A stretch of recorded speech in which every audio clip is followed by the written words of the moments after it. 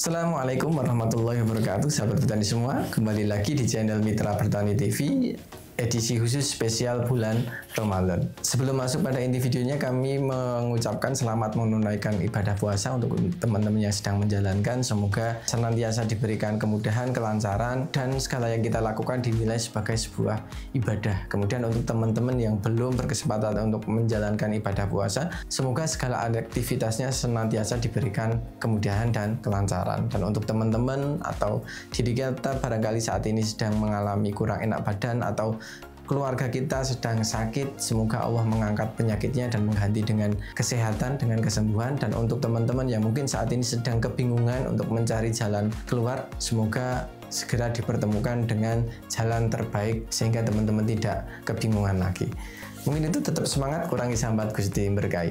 Di video sebelumnya kita sudah berbicara terkait dengan food waste, kemudian terkait dengan dampaknya. Di video kali ini kita akan menjabarkan beberapa penyebab makanan itu bisa terbuang secara percuma. Padahal sebenarnya kita berpotensi untuk meminimalisir dari kemubadiran itu. Jadi sangat sayang sesuatu yang dihasilkan secara susah payah terbuang begitu saja. Bukan hanya itu tidak baik, tetapi juga itu berdampak buruk terhadap lingkungan gitu ya. Jadi kalau kita belum mampu berbuat kebaikan, setidaknya kita tidak berbuat kemadorotan.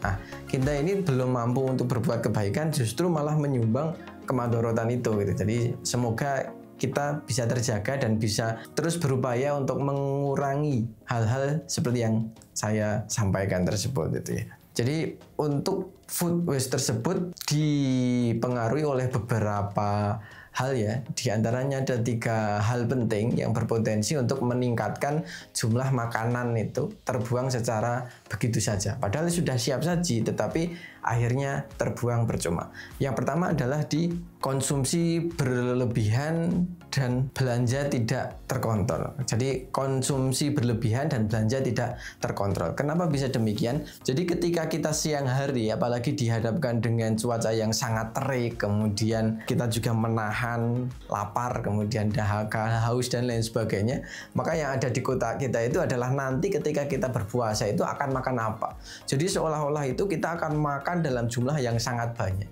Tetapi realitanya ketika kita sudah berbuka, kita tidak mampu untuk memakan semua yang kita siapkan gitu. Jadi banyak yang mengalami hal seperti itu gitu ya. Jadi ketika siang seolah semuanya itu bisa akan habis kita makan, tetapi ketika kita berbuka ternyata kita makan sedikit saja itu sudah kenyang.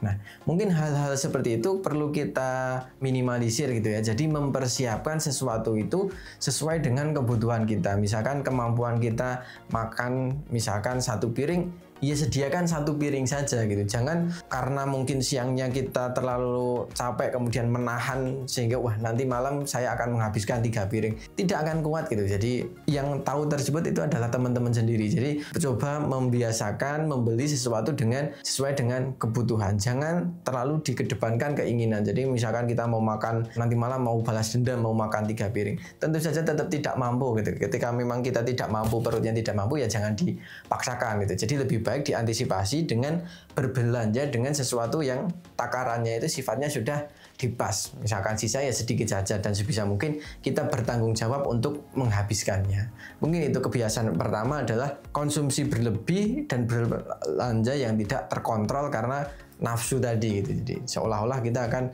bisa mengkonsumsi dalam jumlah yang sangat banyak. Ternyata diri kita tidak mampu. Yang kedua adalah pola penyajian makanan yang berlebihan gitu. Jadi karena siangnya kita kepengen misalkan saya pengen nanti jus atau sop buah atau nanti ada gorengan, kemudian nanti akan makan sama ini ya. Terlalu banyak variasi itu yang kadang mungkin kalau siang mungkin kita pikirannya itu akan sangat enak gitu ya, karena memang di siang hari mungkin kita sangat haus. Tetapi ketika kita sudah berbuka terlalu banyak menu itu justru mungkin kita hanya akan mengambilnya sedikit-sedikit saja, atau bahkan mungkin ada yang sampai tidak terambil. Perut kita sudah kenyang terlebih dahulu gitu. Coba itu bisa mungkin diminimalisir gitu ya. Jadi untuk membuat menu silahkan mungkin teman-teman bisa belajar dari pengalaman-pengalaman sebelumnya. Kira-kira menu apa yang ini bisa memuaskan tapi juga bisa habis, dan secara porsi pun sebisa mungkin jangan terlalu banyak gitu. Karena sudah bisa mungkin jangan menjadi kebiasaan untuk memubadirkan sesuatu gitu. Jadi meskipun siangnya kita seolah-olah gitu semuanya mampu untuk kita makan, tapi ya kita sudah bisa belajar dari pengalaman-pengalaman sebelumnya gitu. Ketika kita sudah berbuka, tetap kita mempunyai batas maksimal untuk sesuatu bisa kita makan. Yang terakhir adalah kurangnya kesadaran terkait pengelolaan dari sisa makanan yang kita makan. Sebenarnya kan kalau kita mampu kemudian kita mau, makanan yang tidak habis saat ini itu pun bisa kita pertahankan untuk besok gitu. Dan besok mungkin bisa diolah kembali sehingga nanti kita tidak terbuang secara percuma, tetapi bisa kita makan. Yang menjadi masalah adalah ketidakmampuan kita untuk mengolah atau mengelola sisa dari makanan tersebut. Jadi makanan-makanan ini mungkin benar tidak habis, tetapi kalau teman-teman mungkin jeli, bisa cara menyimpannya, bisa cara mengolahnya, akhirnya ini bisa diolah kembali sehingga besok itu bisa kita makan gitu. Jadi misalkan saat ini sahur atau berbuka, kalau teman-teman tidak disimpan dengan baik atau tidak diolah dengan baik, tentu saja itu keesokan harinya nanti akan basi. Tetapi ketika teman-teman mampu dan bisa untuk mengolahnya, tentu saja bisa kita hindarkan sehingga di kemudian hari bisa kita konsumsi gitu ya, sehingga tingkat makanan yang kita buang secara cuma-cuma itu bisa kita kurangi. Jadi itu ada tiga kebiasaan atau tiga hal yang sangat berpotensi untuk meningkatkan jumlah makanan yang terbuang secara cuma-cuma. Yang pertama adalah kebiasaan kita mengonsumsi berlebih dan pola berbelanja yang tidak terkontrol.